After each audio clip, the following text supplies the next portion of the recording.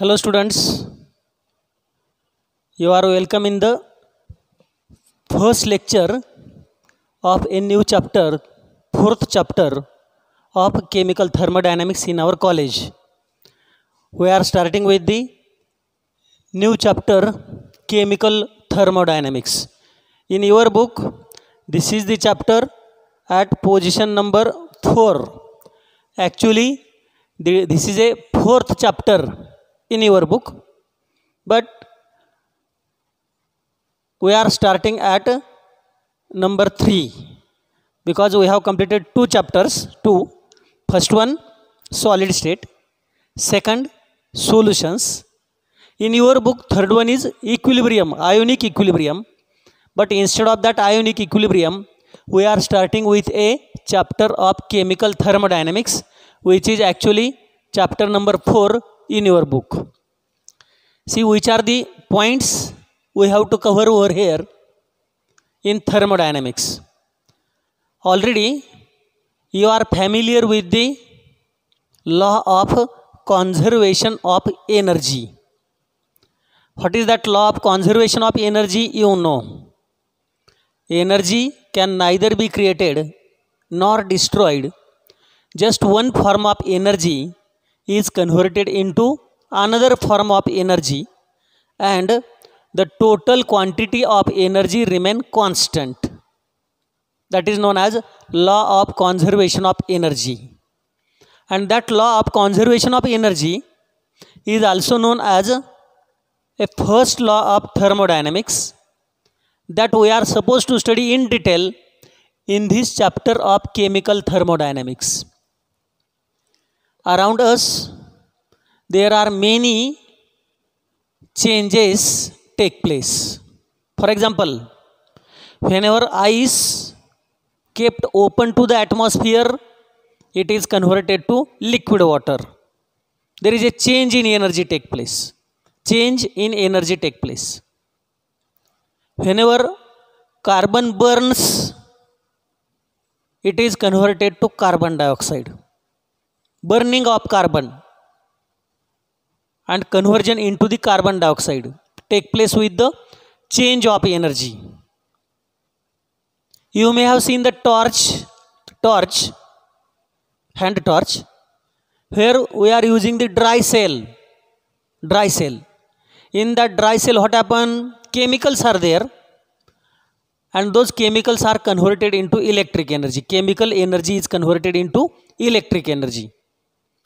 So many changes are there around ourselves, where one form of energy is converted into another form of energy, and that quantitative relationship between different forms of energy and heat energy can be studied with the help of branch of chemistry known as chemical thermodynamics.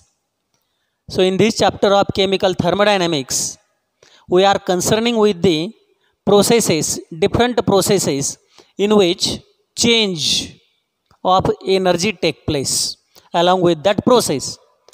So which are the important terms used in the thermodynamics?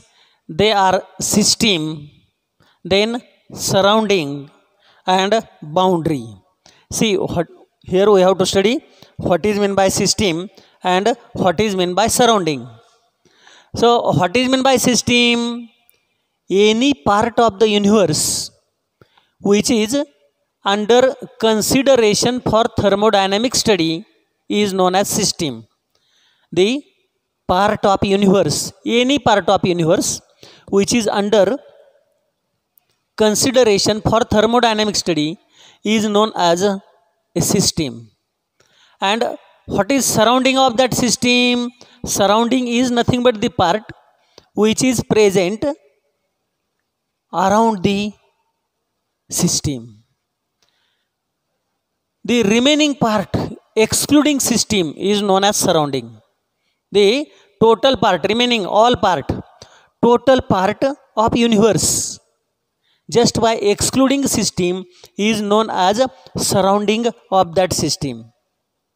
But in more correct manner, in more appropriate manner, surrounding is defined as a part of universe which is in the immediate neighborhood, closed vicinity of that system. And what is boundary?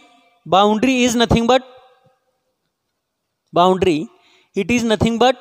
imaginary or a real line which will separate the system from surrounding. For example, if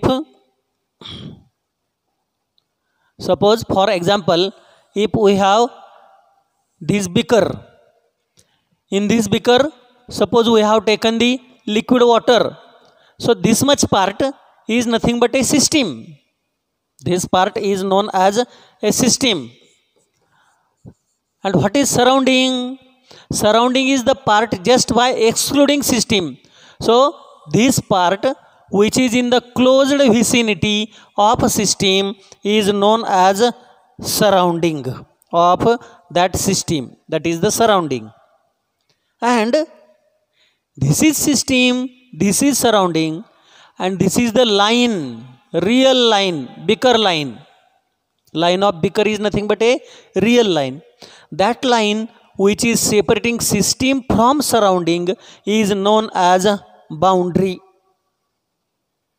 So these are the three important terms: system, surrounding and boundary we have to consider in the thermodynamics. See here also, same part I have showed over here.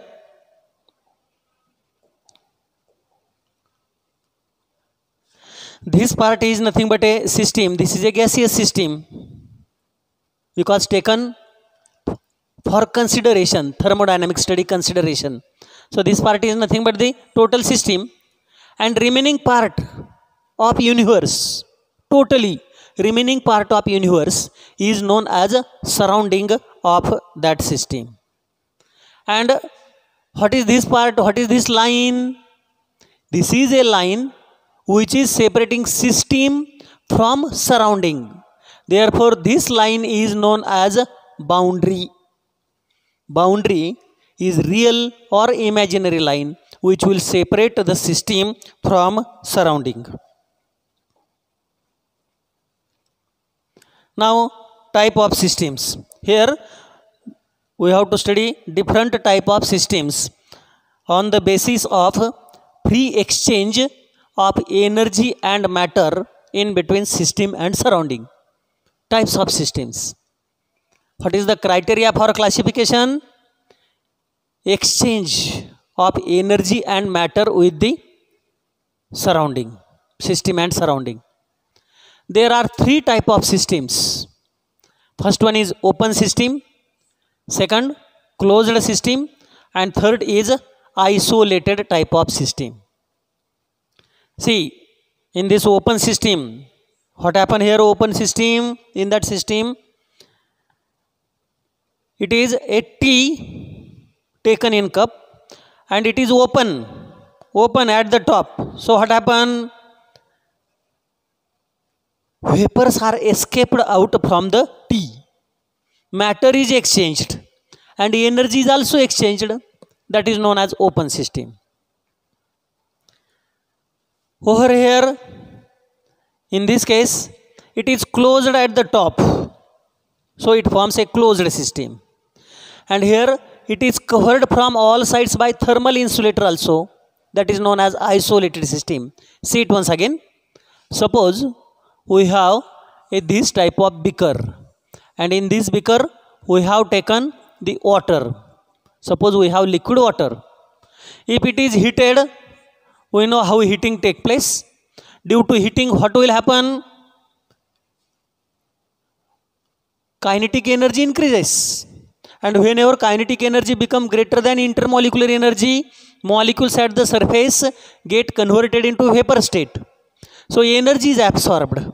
By heating, energy is absorbed by system from surrounding. And at the same time, particles, vapors are given out, means matter is also given out. Exchange of both energy as well as matter take place is known as open system. Now in the second system, suppose in the second system, suppose we have similar type of beaker and that beaker is containing water, but this beaker is closed at the top. It is closed at the top. So what will happen?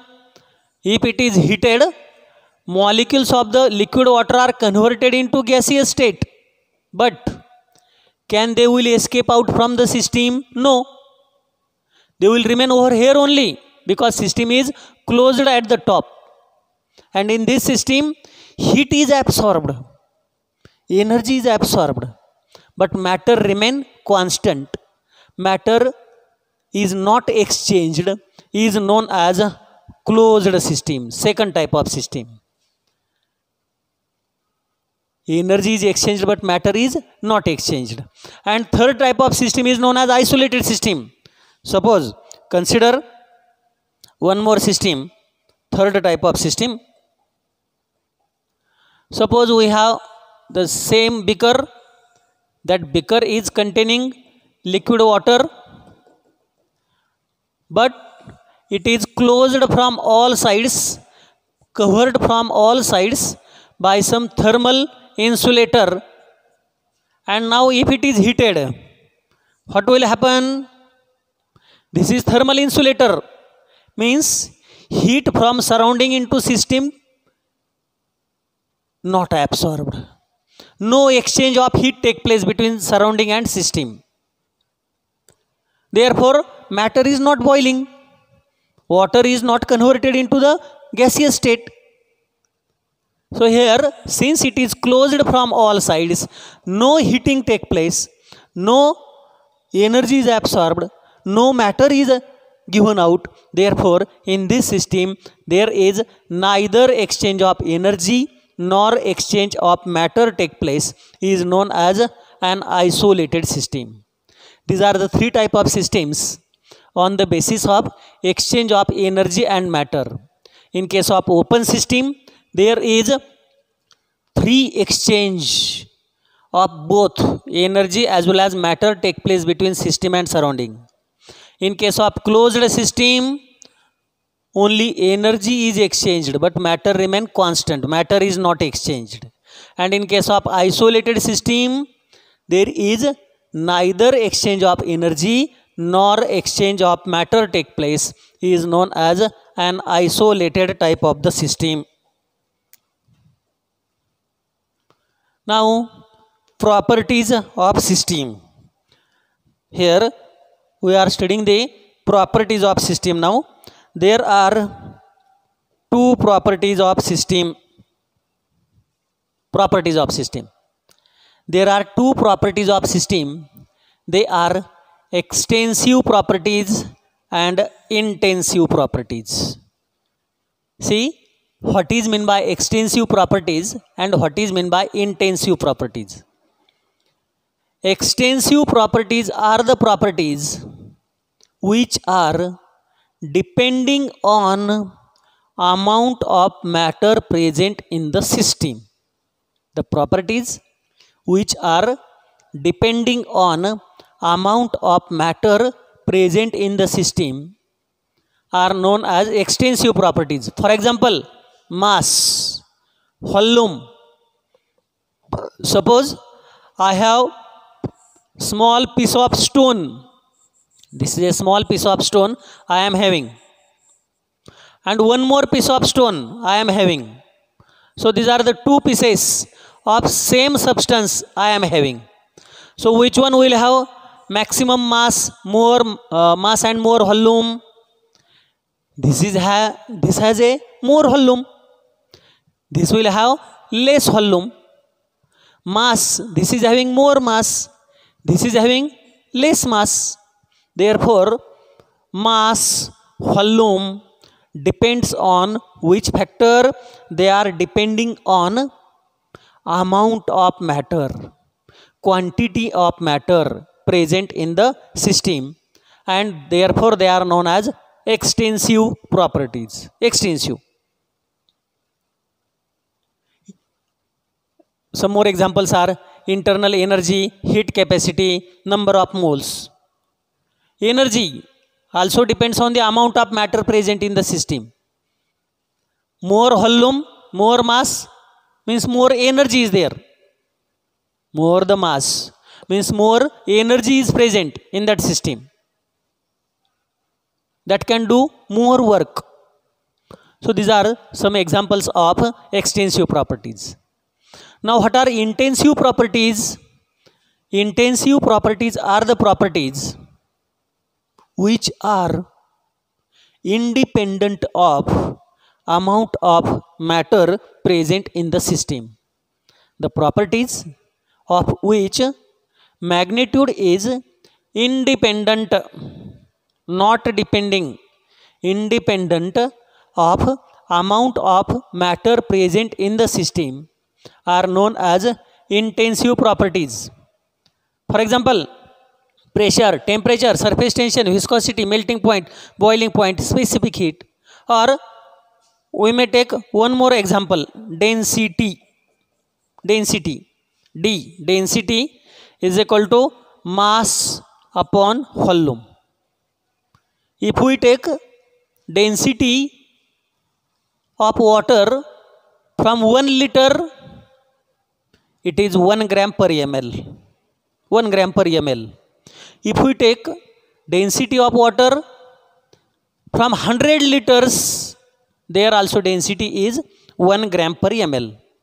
Means density is independent of amount of matter. Here, whether we have taken 1 liter, 100 liter, 1000 liter or tank of water, everywhere density of water is constant, independent of amount of matter. And all these properties are nothing but intensive properties because their magnitude is independent of amount of matter present in the system. See, from this equation, density is equal to mass upon volume. Mass is which type of property? Extensive. Volume, extensive. See, both mass and volume are extensive, but their ratio is intensive property. The ratio of two extensive property is intensive property. So here we have completed what is meant by thermodynamics, which are the basic terms in thermodynamics, 3 type of systems, then properties of system. Already we have studied 2 more type of systems, that is not important here. Last year you know homogeneous and heterogeneous systems. In homogeneous system, how many phases are present? Only one. In homogeneous system, only one phase is present. And in heterogeneous system, at least 2 or more than 2 phases are present, is known as heterogeneous system. And the next part we will see in the next lecture.